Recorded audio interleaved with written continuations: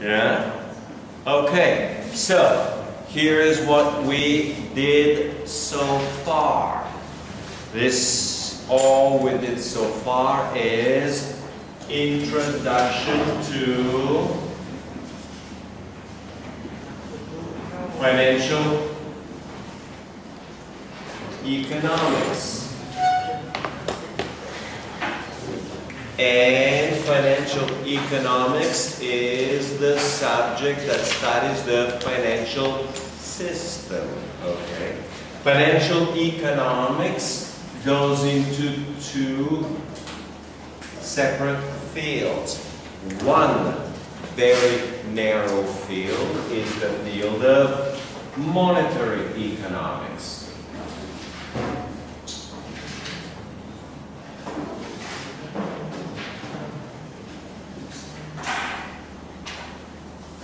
And monetary economics is the subject of the monetary system.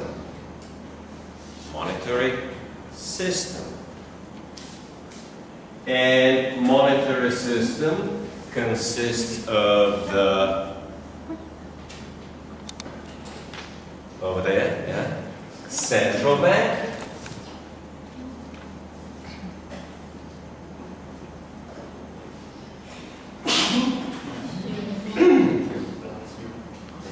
and commercial banks.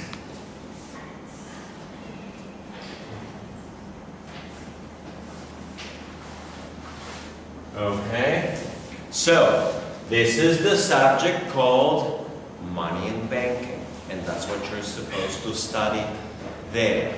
The second area or field of monetary economics is the general field of the financial system.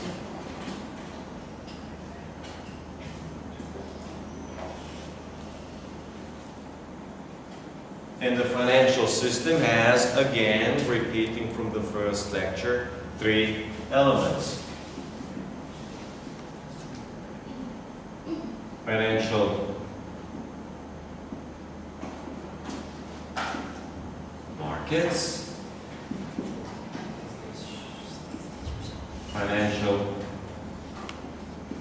institutions, and the third one will be financial instruments.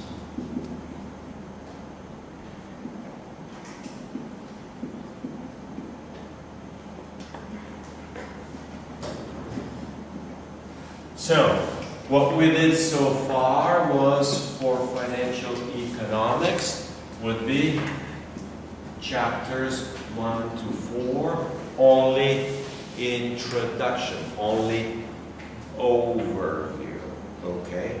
Now, we move to the financial system, and for financial markets, we'll be doing chapters 5, 6, 7, 8, 9, 10. 5, 6, 7, 8, 9, and 10. Okay? So these are the financial markets, respectively. Money market,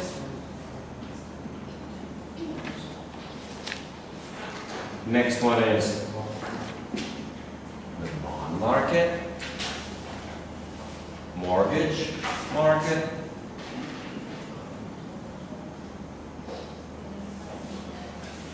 mortgage market, stock market,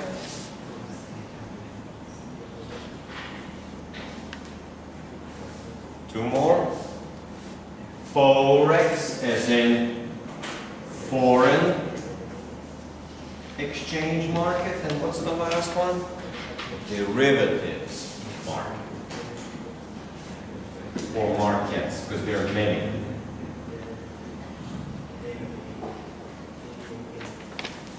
Okay, so this is what we're going to be doing over the next, I don't know, 2 months, month and a half, whatever, 6 weeks, whatever it takes, all right? And now we're moving to this area of financial markets. Now we're moving to Chapter 5, Money Markets. Now, going back to Chapter 4, make it Chapter 5.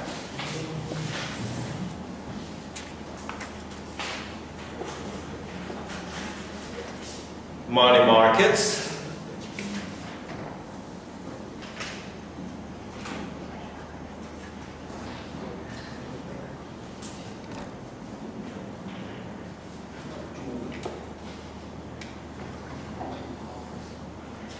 Are financial markets for short-term instruments. A different way of saying is for money market instruments. Or we can say money market is a financial market where money market instruments are traded. Okay. They have, let me see and find out over here, 3 primary characteristics of money markets. Number 1 is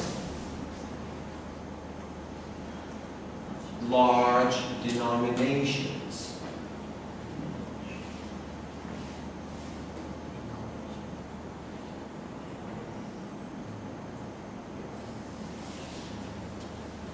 Denomination is the amount of money related to one particular instrument. So a bond may have a denomination of $1,000. It may have a denomination of $1 million. Let me see, pulling out. So dollars will have a denomination of $1. That's the face value. Or it may have a $50 denomination. And of course, you may have a 5,000 denomination of your currency, or 10,000, or 20,000. Maybe there's even 50,000, right? So, denomination is the size, dollar or currency size related to a particular instrument. So, money market instruments are generally have large denominations. Some may be 1 million, some may be 10 million, some may be 100,000, and of course some will just have $1,000. Now that's number 1. Number 2, low risk.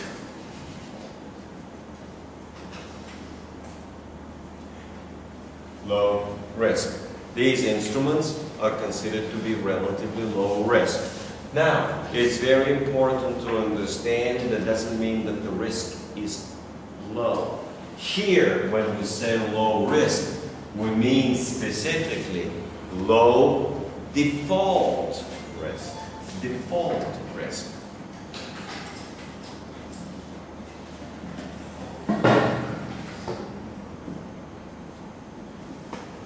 Default risk is the risk that the obligation will not be paid in time and in full. Now, all of them still have currency risk. If the currency crashes, you still get the risk of currency. So you still get a currency risk. If there is a price inflation, you still have inflation risk. So other risks are present, but at least the risk of default is low. And let's see what's the third characteristic. Well, the third characteristic is short maturity.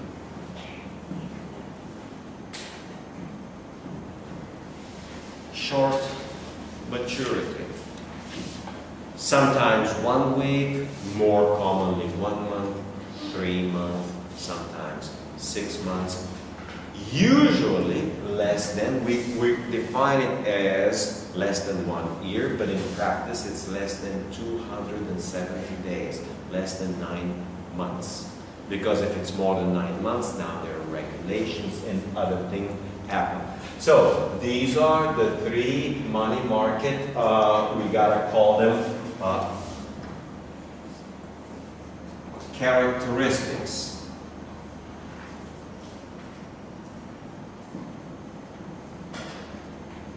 Okay, and now we get to discuss the, let's see where and how. That will be in the textbook table 5.2, money market instruments. So instruments.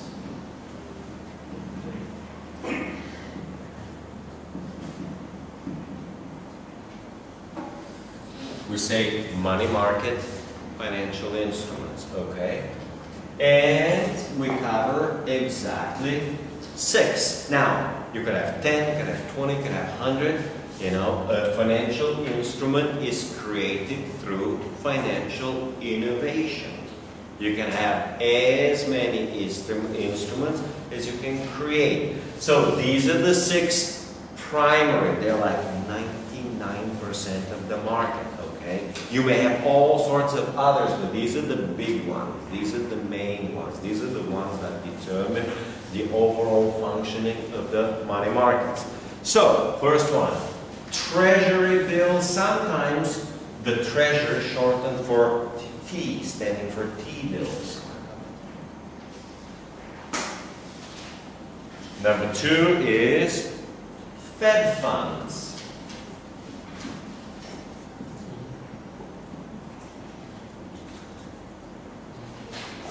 Number 3 will be repos.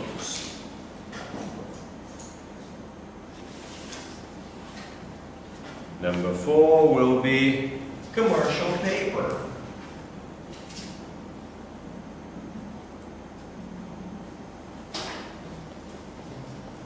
Number 5 will be negotiable CDs.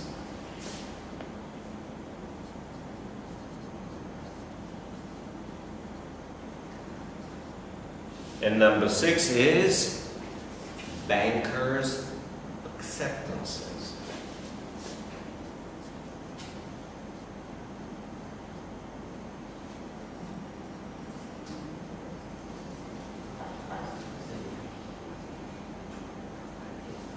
Okay, so these are the primary instruments.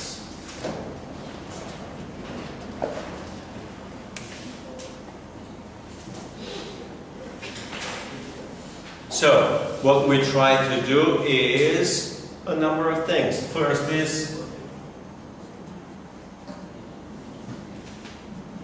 essentially what this chapter is about is go slowly and describe these. So, the description includes basic definition, may include size, may include some characteristics, will include the working of the market, how the market works, and finally, who? We call it market participants.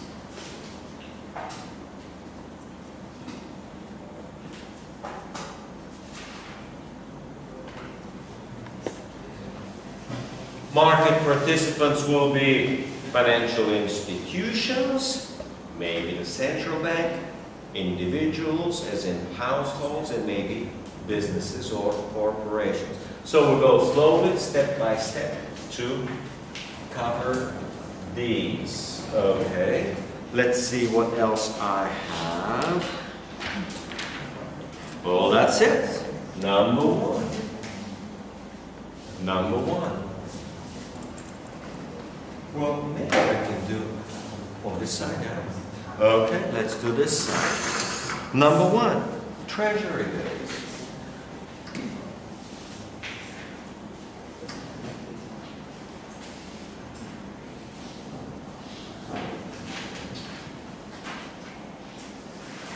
are short-term obligations of the US government. Well, in this particular case, treasury bills were short-term obligations of the central government. Because France will have, and Germany will have, and Canada will have, and every country will issue its own treasury bills. So, issue will be by the central government.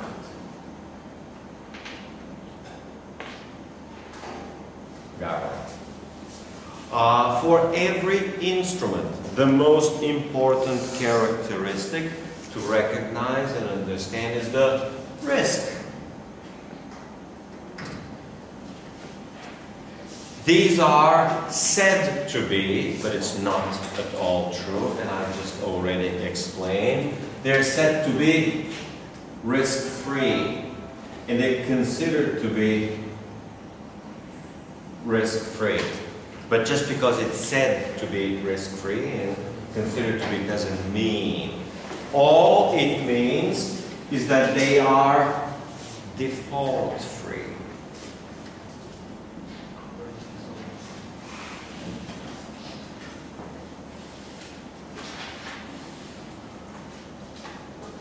That's basically true because it doesn't matter how much money the government owes, it can always print the money and pay back. Okay? It has control of its own printing press. So the government will not default, okay? But they're still subject to, as I said, actually many risks. They're still subject to inflation risk. So you buy the bond in the T-bill for 6 months. After 6 months, prices went up. You lost purchasing power. Okay? Exchange rate risk.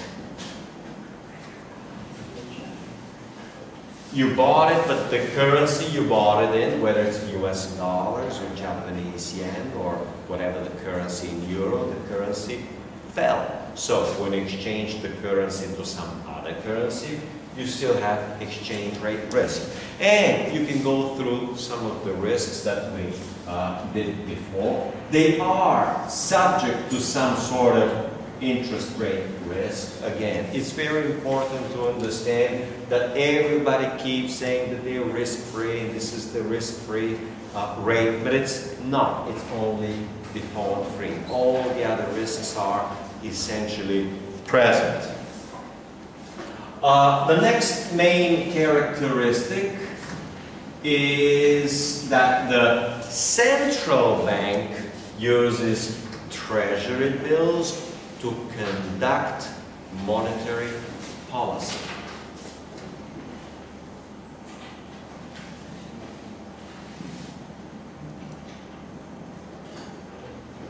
It will buy them, drive the price up and interest rates down, or it will sell them and drive the price down. So one of the tools of monetary policy by the central bank is through the sale or purchases of T-bills, okay? We call these open market operations.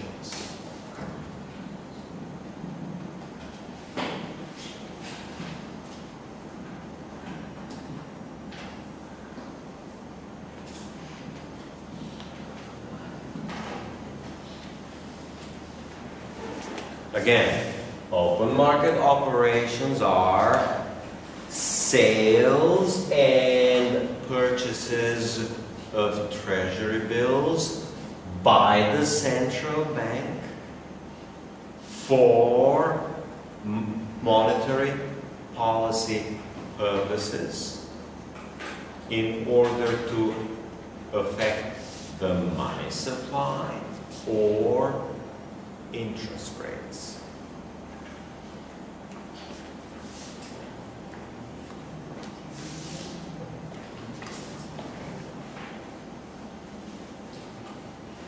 Maturity, of course, you got lots of maturities. But the big ones we're told are 13 weeks and 26. In other words, 3 months and 6 months are the most common maturities.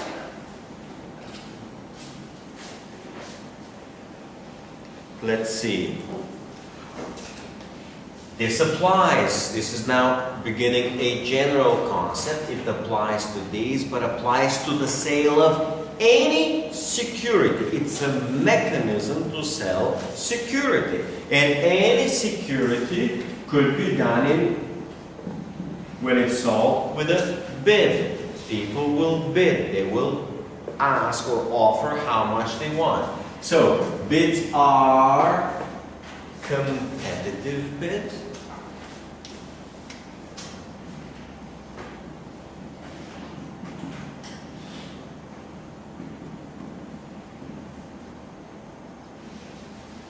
And non-competitive bid.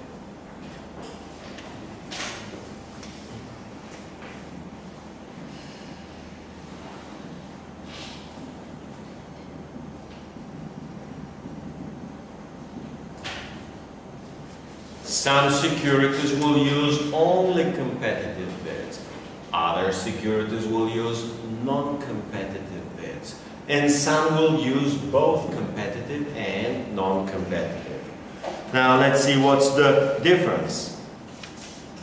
A competitive bid will specify the desired quantity and price. In other words, the government says we're selling securities $1 billion and is asking how much you want. And you say, I want 1 billion at that price. You want $500,000 at that price. You want 20 million at that price. And you want 50 million at that price.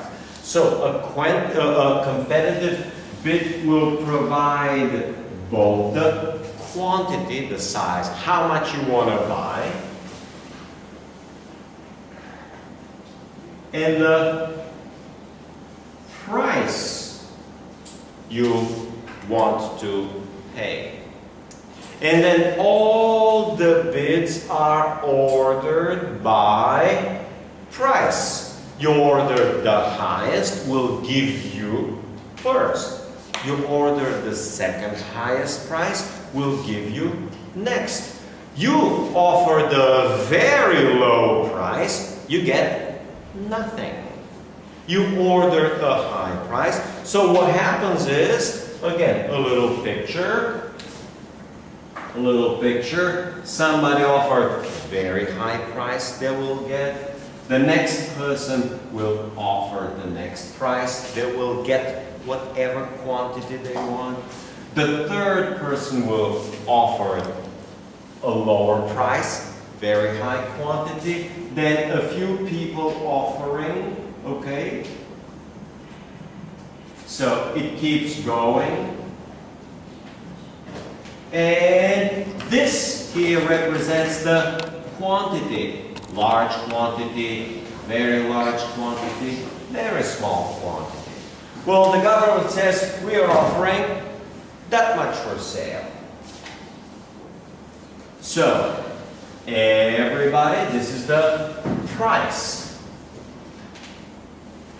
Everybody who offered this price or above will get as much as they wanted. Everybody who offered below gets, so here you get pretty much almost. That's a way to think about it. Everything you ordered, and below this price you basically get nothing. So you offer a high enough price, you get it. You offer a low price, you don't get it. Okay? And this is competitive bid. The next thing to understand is that when you offer the high price doesn't mean you're going to pay the price you offered. Everybody who gets the bid will pay the same price. So you may have offered the high price, but you're going to pay the price like everybody else. So whoever pays the lowest price, everyone will pay the same lowest price.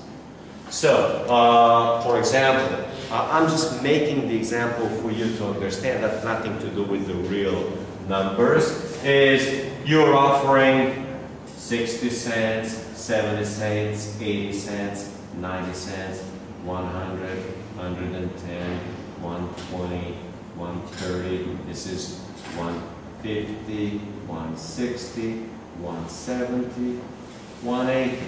And if you offer 170, you will get your quantity at the price of 140.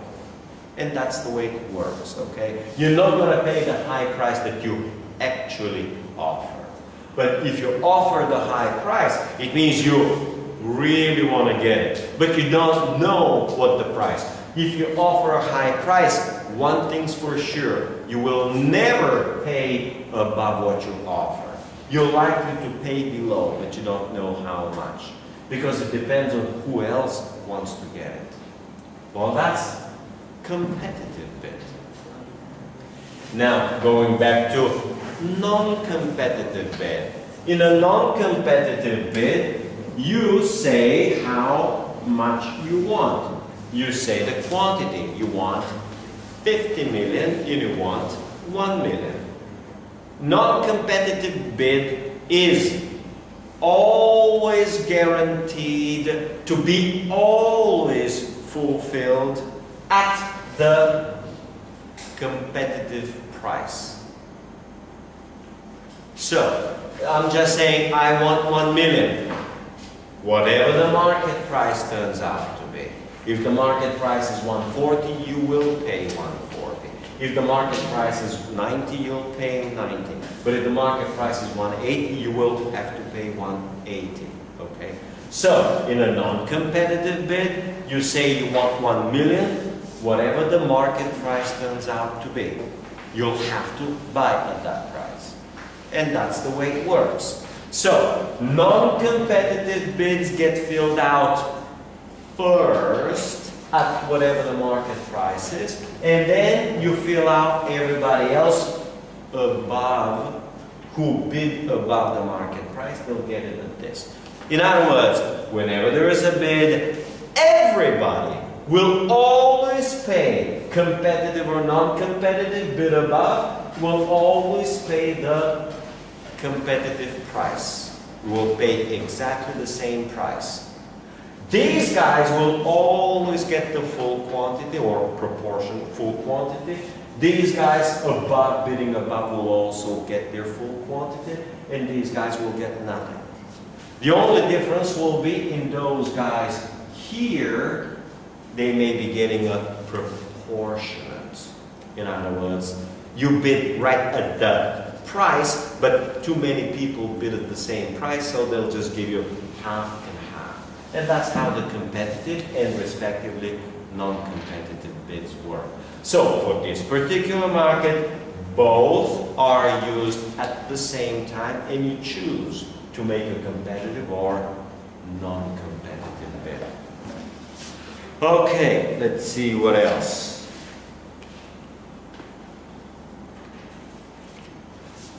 Next one. For any country, for any financial system, T-bills will have dealers. And we just call these government securities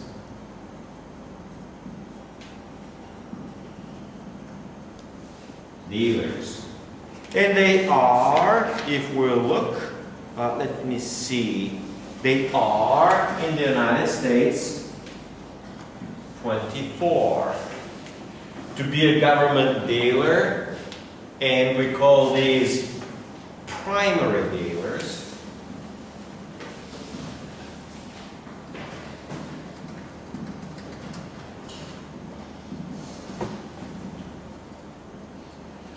Are the only dealers that have the right to purchase from the government. Everybody else can't. It's a privilege.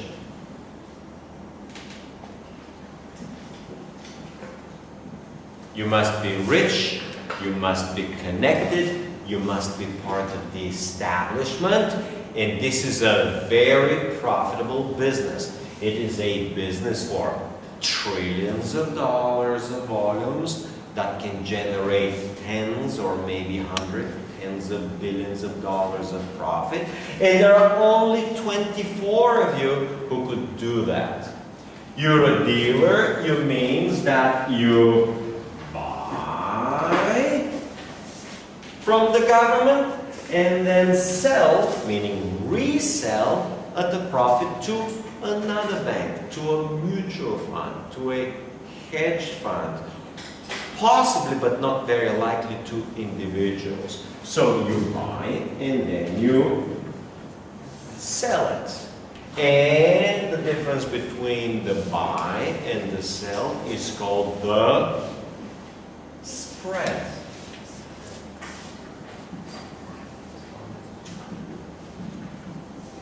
Spread.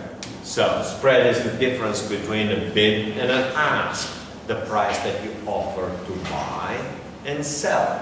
Or, spread is simply the difference between the price you actually buy and actually sell, okay? So, the spread is the return to the dealer, because it's a commercial activity, we also call it a profit, okay? So, these four are privileged. They got a phenomenally profitable monopoly, because they're 24, it's technically oligopoly, to profit from this government business. You must be very well connected to the business to have this particular privilege. Now, in a smaller countries like Bulgaria, we got only, let's say, 20 banks, and maybe the 10 best, most politically connected banks, politically connected to the government, will have this particular privilege. If you're a smaller bank or mutual fund or anybody else, you'll have to buy from them only, okay? So, these are the primary dealers. They're the only one who can buy from the government and then they resell to everybody else. And then we have what's called a secondary market.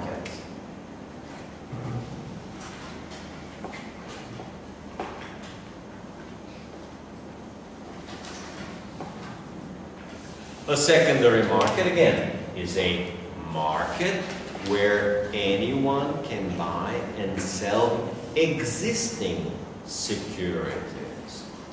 So, primary dealers are associated with the primary market. Primary dealers participate in the primary market where they buy the security from the government when the securities are issued. Then the primary dealers also participate by making a secondary market. Anytime you bought, you may be a mutual fund, insurance company, anybody who has a government T-bill can sell it back to the primary dealers, or you can sell it to any other government security dealers. So the secondary market will include all the primary dealers and any other financial institutions. Could be investment banks, could be brokerages, could be commercial banks that will do this business for you. Secondary market could be even thought of as a commercial bank which buys 1 million a treasury bill, and then you want 1,000, they'll sell you 1,000. You want 2,000, they'll sell you 2,000. You want 5,000, they'll sell you 5. And then maybe after 2 weeks later or 2 months later, before it matures, you may sell it back to your own bank or to any other bank or to any other financial institution that makes a secondary market on it. This market is considered, both the primary and especially the secondary, is considered to be the most liquid financial market in the world. Okay, it's highly liquid because it's considered or thought to be risk-free. And for now it has been default-free. Okay, primary, secondary. These securities are registered.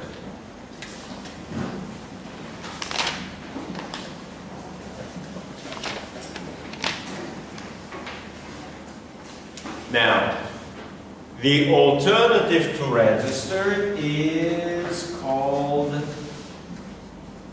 bearer and bearer instrument. This is a registered instrument.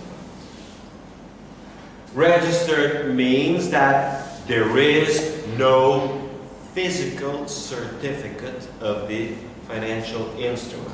It is all in a ledger.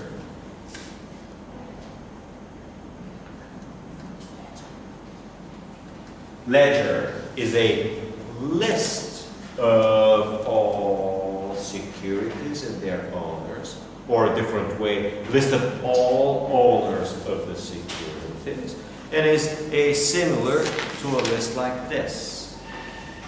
And it's kept in an electronic form in a government computerized system.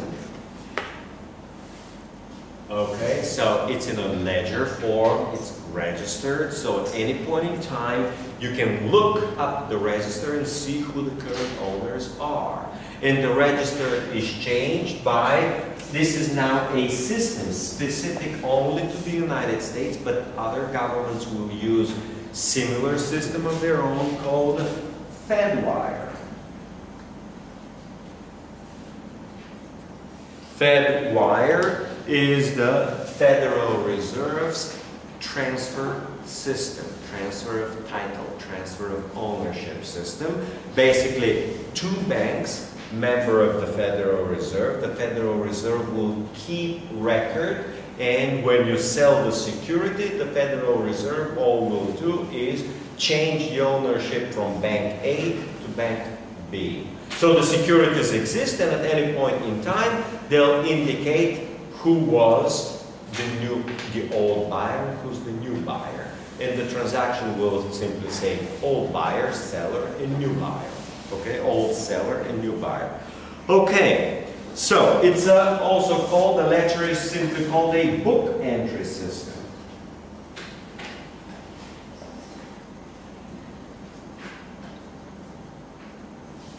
There is no paper. You can't show it. You can't have it. You can't touch it. You can't feel it.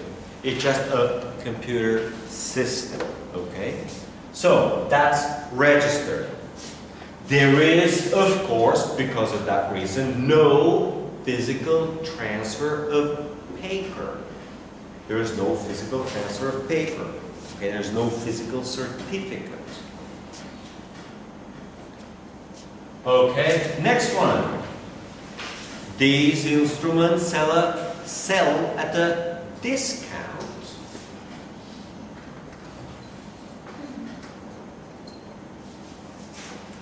Now, bearer instrument is an instrument that is paid at maturity to the holder, meaning the person who bears the instrument to the issuer. So bearer instrument is essentially an instrument which is a certificate. Certificate is a piece of paper which identifies what is the face value, what is the amount due, right? The date, which is the maturity, and the issuer, in other words, who is responsible for the payments and where to present it for payment. So, if I give it to you, this means now that you are the bearer, okay? And if you're the bearer, you represent the owner, so you can have it. And the best, supposedly most prominent bearer instrument here in this country is the motorcycle, or ownership. whoever bears this particular instrument, okay, this is an instrument of ownership. It doesn't matter whose name it says, it whoever bears it, whoever owns it, whoever carries it, represents the owner of that particular, in this case, is going to be vehicle. Okay, that's a bearer. Okay, now the most famous bearer instrument is the cash, the bank deposit. It belongs to those who has it in his own pocket or in his own wallet. It has no name on it. Whoever has it owns it. Okay, and can use it for whatever purpose. So that's a bearer instrument. Other money market instruments are bearer instruments. Let's see what we got to finish and what else we got. Competitive, non-competitive, primary dealers, okay. Bearer registered, okay. It's sold at a discount. Discount means that you buy it at a price lower than the face value. It means there is no interest payment during the life, and at maturity all you get is the face value. Your return is represented by the difference between the discount price that you paid and the face value. That's the return. Finally, here is now the good news, right? Yields. There are 2-3 different type of yields. The good news is we will not study here the yields and how to calculate the yields. So you'll be able to survive and pass this course without any calculation, without any math, and without any formula. Some people are smiling, right? Right? You can actually, this is the part that amazes everybody. The most amazing part is that you can actually learn and become really good financier with zero math and zero numbers. This is how the good guys work, you know. Only the bad guys do all the crunching, you know.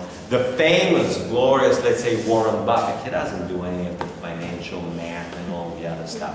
He doesn't need it. To be good in finance, you need common sense and understanding of how things work. You don't need the math crunching skills. Okay, this is not necessary to be good in finance. You don't need to crunch math to understand that there is a giant real estate bubble in town, and when the bubble collapses, so will the banking system with it, and so will the economy with it, and so will the currency with it. Okay, you don't need math to do that. And here we don't need to do the math to calculate the yields. Let's see what else. The yield is simply called, without doing any math, called the discount yield.